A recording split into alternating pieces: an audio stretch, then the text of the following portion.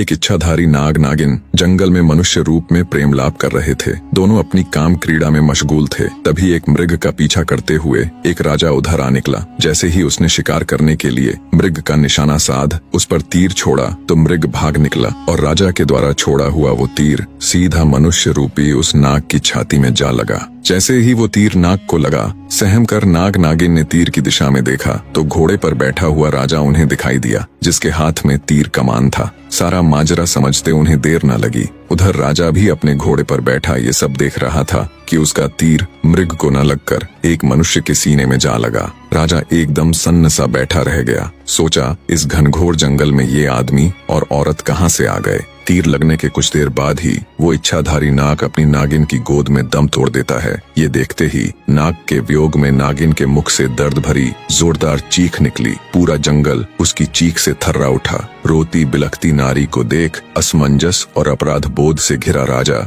जब अपने घोड़े से उतर उनकी तरफ चलता है, तभी उसने देखा मृत्युप्रांत मनुष्य रूपी इच्छाधारी नाग अपने असली रूप में आ जाता है। ये देख राजा के पैरों नीचे से जमीन खिसक जाती है। उसे समझते देर न लगी कि ये तो इच्छाधारी नाग नागिन का जोड़ा था। अपने मरे हुए नाग पति को अपने गले में टांगे नागिन जोर जोर से रुदन करती हुई भयंकर गर्जना के साथ बोली, हे पापी मनुष्य, आज जिस प्रकार मैं अपने पति के वियोग में तड़प रही हूँ, एक दिन तेरी पत्नी भी तेरे वियोग में ऐसे ही तड़पेगी। ये सुनते ही राजा का चेहरा एकदम फीका पड़ गया। वो नागिन से बोला, हे नागिन, मुझे क्षमा करे, मैंने तुम्हें नहीं देखा, मुझसे बहुत बड़ी भूल हो गई।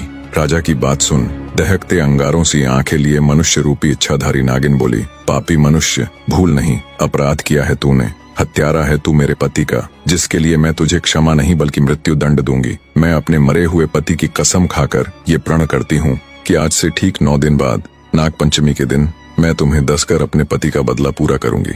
नागिन की बात सुनकर तो जैसे राजा का हृदय फट गया। बेचारा बेबस राजा अत्यंत भरे हृदय से राजमहल की तरफ चल पड़ता है। जब राजा राजमहल गया और रानी ने उसका उतरा हुआ चेहरा देखा तो वो भी उसे देख चिंतित हो उठी। रानी बोली, क्या हुआ महाराज, आप जब से शिकार से वापस आए हैं तब से आपका चेहरा बिल्कुल उतरा हुआ है। ऐसा क्या हुआ महाराज, मुझे बताए। तब राजा रानी के सामने जंगल में हुई पूरी घटना कह सुनाता है। सारी बात सुन रानी भी सन्न रह गई। रानी एक पतिव्रता स्त्री थी। वो बोली, महाराज आप चिंता मत कीजिए, आपको डसने से पहले उस नागिन को मुझे मारना होगा। मेरे रहते मैं आपके ऊपर कोई भी आंच नहीं आने दूंगी। अगले दिन राजा और रानी ने बहुत साधु महात्माओं और विद्वानों से अपनी इस समस्या को साझा किया, पर कहीं से भी उन्हें संतोषजनक हल नहीं मिला। किसी ने कुछ उत्तर दिया तो किसी ने कुछ करने को कहा। इन्हीं सब में 8 दिन गुजर जाते हैं। आज वो 9वां यानी नाग पंचमी का दिन था, जिस दिन वो नागिन राजा को डसने के लिए आने वाली थी। बने रहे। आज इच्छाधारी नागिन के बदले का दिन था। आज वो नागिन राजा को डसकर अपने पति की हत्या का बदला लेने वाली थी।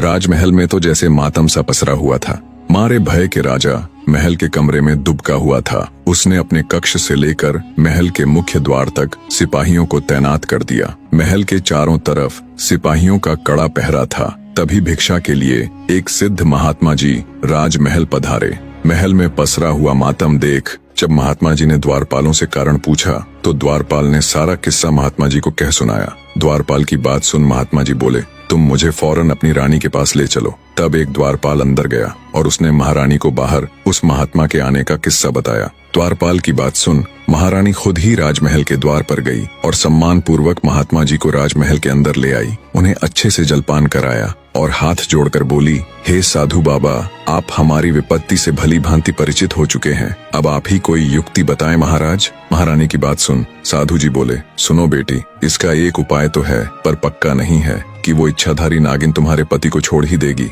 साधु की बात सुन महारानी बोली, कृपया हमें बताए साधु महाराज, वो क्या उपाय है। तब साधु बाबा ने बताना आरंभ किया, सुनो बेटी, सबसे पहले तो ये महल के चारों ओर जो इतना सख्त पहरा है इसे हटवा दो। जितने भी सिपाही राजा की सुरक्षा में तैनात है उन्हें भी वहाँ से हटा दो। साधु जी की ये बात सुन महारानी के मन में सवाल तो पैदा हुआ, पर उसने महात्मा जी को उनकी बात के मध्य टोकना उचित नहीं समझा। आगे साधु बाबा बोले, बेटी वो कोई साधारण नागिन नहीं है, बल्कि एक इच्छाधारी नागिन है जो किसी का भी रूप ले सकती है, किसी भी द्वारपाल या सिपाही का। जब वो महल के बाहर इतना कड़ा पहरा देखेगी तो अवश्य ही राजा महाराज को क्षति पहुंचाने की कोशिश करेगी। आगे साधु महाराज बोले, बेटी आज नाग पंचमी का दिन है, तुम सूर्यास्त से लेकर मध्य रात्रि तक बिल्कुल अपने पति के कक्ष के सामने बैठकर नाग देवता की पूजा करना। अब जल्दी से सिपाहियों को जंगल भेज, वहां से सांप के छोटे छोटे बच्चों को मंगवा लो और राजा के कक्ष से लेकर महल के मुख्य द्वार तक